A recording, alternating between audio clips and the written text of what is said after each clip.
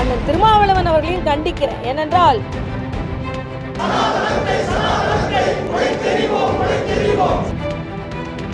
உங்கள் கட்சியில் சங்கிகள் ஊடுருவி விட்டார்கள், அதனால் எச்சரிக்கையாக இருக்கலாம். உங்க கட்சிக்குள்ளேயே சங்கிகள் ஊடுருவி கொண்டுதான் இருக்கிறார்கள். இன்று எங்களது நோக்கம் செங்கோட்டையிலிருந்து ஜார்ஜ் கோட்டைக்கு வருவதை தவிர அண்ணன் செங்கோட்டையன் அவர் செய்வதற்கு அவர்களுக்கான உரிமை இருக்கிறது. அடைந்தால் திராவிட நாடு, இல்லை என்றால் சுடுகாடு என்று சொல்லிக் கொண்டிருந்தவர்கள் ஏன் அதை நிறுத்தினாங்க?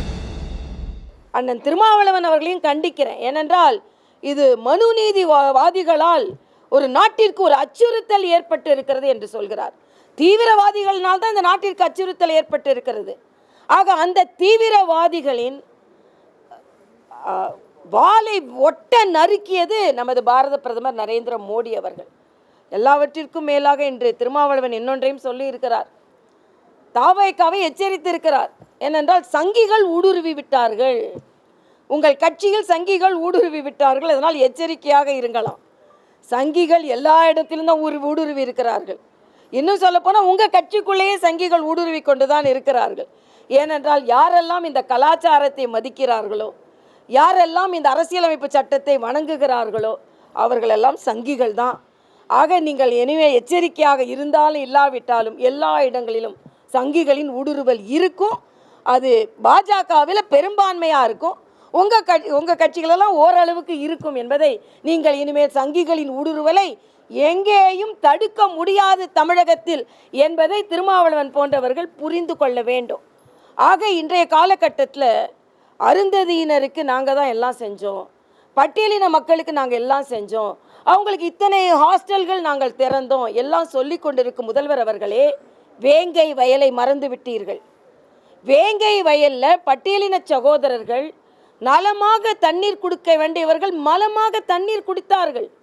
இன்று வரைக்கும் அது கண்டுபிடிக்கப்படவில்லை. நம்ம நாட்டில் ஊடுருவிய பாகிஸ்தான் தீவிரவாதிகளை இந்த நாடு கண்டுபிடித்து விட்டது. ஆபரேஷன் சிந்தூர் என்று தீவிரவாதிகளை சென்று அவர்களை அழித்தும் செய்து விட்டார்கள். ஆனால் நீங்கள் இன்னும் ஒரு மலம் கலந்தவர்களை கண்டுபிடிக்க முடியவில்லை. நீங்கள் பேசுகிறீர்கள் இன்று பட்டியலின சகோதரர்களுக்கு நாங்கள் உறுதுணையாக இருந்து கொண்டிருக்கிறோம் என்று. உங்களுக்கு எந்த தார்மீக உரிமையும் கிடையாது. அதனால் இன்று நாங்கள் பெருமையாக பேசுகிறோம். இன்று இந்த அரசியலமைப்பு தின நாளை கொண்டாடுவதற்கு பாரதிய ஜனதா கட்சிக்கு உரிமை இருக்கிறது. எல்லாவற்றிற்கும் மேலாக இன்று இந்த அரசியலமைப்பு சட்டத்தை எப்படி அறிமுகப்படுத்தினார் என்றால், மரியாதைக்குரிய பாரத பிரதமர் 2 அவைகளையும் கூட்டி அதில் அறிவித்தார். அதே போல இன்று 2 அவைகளும் கூட்டி அரசியலமைப்பு தினமான இன்றை கொண்டாடுகின்ற நேரத்தில் டெல்லியில் தமிழ் ஒலித்திருக்கிறது. நமது குடியரசுத் தலைவர் துணைத் தலைவராக இருக்கின்ற அண்ணன் சிபிஆர் அவர்கள் தமிழில் பேச்சை ஆரம்பித்திருக்கிறார். அந்த வகையில் தமிழ் ஒலிப்பதற்கு காரணம் மரியாதைக்குரிய பாரத பிரதமர். அங்கே பாராளுமன்றத்தில் தமிழ் ஒலிக்கிறது, ஆனால் இங்கே செம்மொழி பூங்காவில் நேற்றைய தினம் தமிழ் தாய் வாழ்த்து பாடப்படவில்லை, தமிழ் ஒலிக்கவில்லை என்பதையும் நாங்கள் இங்கே கடுமையான கண்டனத்தோடு பதிவு செய்கிறோம். இல்லை, நான் உட்கட்சியில் உள்ள கருத்துக்களுக்கெல்லாம் மாற்று கருத்து சொல்ல நான் விரும்பலை. ஆனால் நான் நேற்றே ஒன்று சொன்னேன். அண்ணன் செங்கோட்டையன் அவர்கள் நெடுநாள் அரசியல் இருக்கிறவங்க. நாங்கள் இன்று செங்கோட்டை இருக்கின்ற டெல்லியை பிடித்திருக்கிறோம். நாளை ஜார்ஜ் கோட்டையை பிடிப்பதற்கு நாங்கள் முயன்று கொண்டிருக்கிறோம், வெற்றியும் அடைவோம். ஆக இன்று எங்களது நோக்கம் செங்கோட்டையிலிருந்து ஜார்ஜ் கோட்டைக்கு வருவதை தவிர அண்ணன் செங்கோட்டையன் அவர் செய்வதற்கு அவர்களுக்கான உரிமை இருக்கிறது.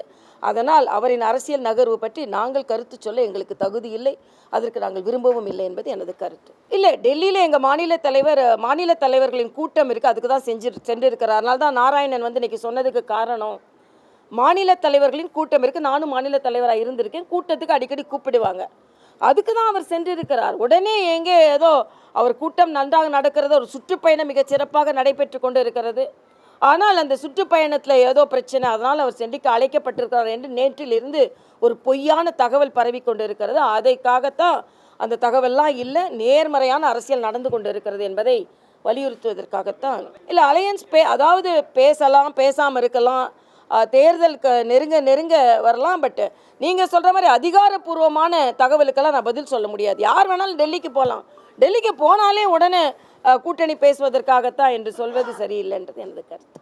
இல்லை, ஆளுநர் அவர் கருத்தை சொல்லி இருக்கிறார், அவருக்கு சொல்வதற்கு உரிமை இருக்கிறது. அதனால் இன்னொரு ஆளுநரின் கருத்தை நான் அது கருத்து சொல்ல விரும்பலை, அவ்வளவுதான். நான் சட்டத்துறை அமைச்சர் நேற்று எல்லாமே பொய்யா பேசினார். அவர் என்ன சொன்னார், சீனாவுக்கு இருக்கும்போது தேசத்தை முன்னிறுத்தினாங்களாம் திமுக.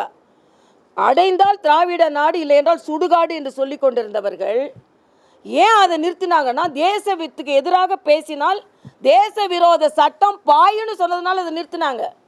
ஆனால் ஏதோ சீனாவுக்கு உதவி செய்யும் பொழுது இந்த ஒரு கட்சி தான் அதுக்காக உதவி செஞ்சதுன்னு தான் பேசுகிறாரு. அதே மாதிரி இன்னைக்கு ஹிந்தியை தூக்கி பிடிப்பது யாருன்னு கேட்குறேன். நான் ஒரே ஒரு கேள்வி கேட்குறேன், இன்னைக்கு தம்பிங்கிட்டலாம்.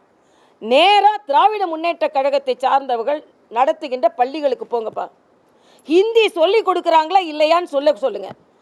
இதே ரகுபதி அவர்கள் அங்கே ஹிந்தி சொல்லி கொடுக்கலன்னு எனக்கு உறுதி சொல்லட்டும், அப்புறம் நான் அவருக்கு பதில் சொல்கிறேன்.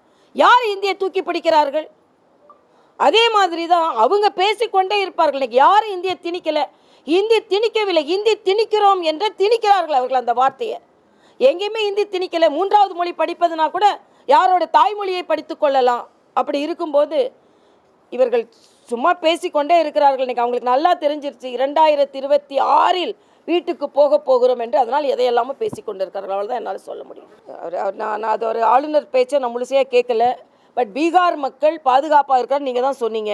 மரியாதைக்குரிய பாரத பிரதமர் பீகார் மக்கள் பாதுகாப்பாக இல்லைன்னா சொல்லலை. பீகார் மக்களை மோசமாக பேசியது யார்? நான் இதே ரகுபதிகிட்ட கேட்குறேன். நீங்கள் பீகார் மக்கள் டாய்லெட் கழுவதுக்கு தான் லாய்க்கு பேசுனீங்களா இல்லையா? அறிவே இல்லாதவங்க பேசுனீங்களா இல்லையா? உங்கள் கட்சியை சார்ந்தவர்கள் பேசுனாங்களா இல்லையா? ஆக நீங்கள் பேசுனது எல்லாத்தையும் மறந்துட்டு இன்றைய காலகட்டத்தில் எல்லாமே இன்றைக்கி கல்வியை மாநில பட்டியலிருந்து போகுது, நாங்கள் இங்கே கொண்டு வருவோன்றாங்க. எப்போ போச்சு அது? இன்றைக்கி அந்த கட்சி கூட தானே கூட்டணி வைத்து கொண்டு இருக்கிறீர்கள், காங்கிரஸோட தானே. அதனால் இன்றைக்கி நீங்கள் சொல்கிற பொய்யெல்லாம் இனிமேல் மக்கள் ஒத்துக்கொள்ள மாட்டார்கள். இனிமேல் மக்கள் தெளிவாகி விட்டார்கள். 2026 எங்களுக்கானது என்பதை தெரிவித்துக் கொள்கிறேன்.